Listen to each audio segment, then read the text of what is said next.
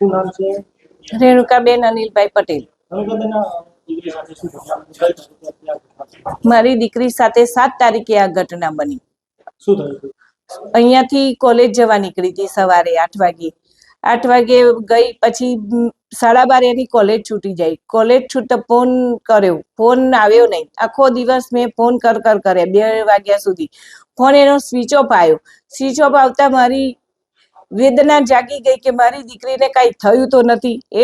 એટલે અમે આખો દિવસ શોધખોળ ચાલુ કરી. શોધખોળ કરતા અમને ના મળી એટલે અમે પોલીસ સ્ટેશનમાં જાણ કરી કે સાહેબ મારી દીકરી આવી રીતના ગુમ થયેલી છે. તો અમે નામજોગ એમને આપ્યું હતું. તો પછી એ ના આવતા અમે પછી 4-5 દિવસ પછી અમને મોડાસા પોલીસ સ્ટેશનમાં જાણ આવી કે બેન તમારી દીકરી મોડાસા પોલીસ સ્ટેશનમાં આવી છે, તો તમે શું કહેશો? મેં કીધું મને મારી દીકરી સાથે વાત કરાવો.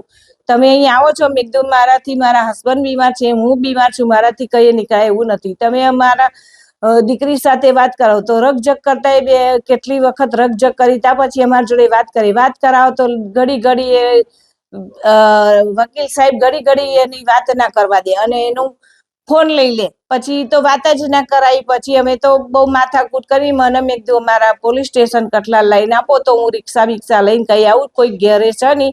મારી છોકરી જોડે સારી રીતે વાત કરવી છે. તો પછી વકીલ સાહેબ એમ કે છે કે હું હવે પ્રોડક્શન લઈને આવું, હાઈકોર્ટનું આ છે તે છે એવું બધું કરી અને અમને બીવડાવતો હતો. એટલે મારા વકીલ સાહેબને અને મારે તો બીજું કશું જ કેવું નહીં. મારે રબારી સમાજમાં મારી દીકરી ગઈ છે, તો મારે રબારી સમાજ સાથે હું આશા રાખું છું કે મારી દીકરી મને પરત સોંપે.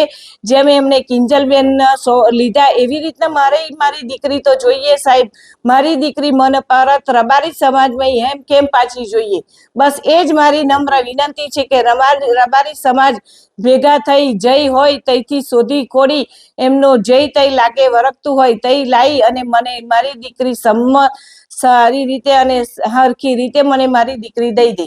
My school is one such future-ready school where I understand each and every concept taught in the class and don't rote learn, where teachers don't just use books and blackboard to teach but use new ways of teaching and learning like audiovisual learning, activity-based learning and group activities, which enhances my conceptual understanding. My school also teaches coding, which is an important 21st century skill.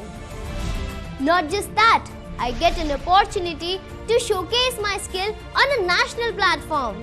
And with all this, I acquire important skills that make me future ready and confident. Would you also like to know where is my future ready school? Visit now and see for yourself.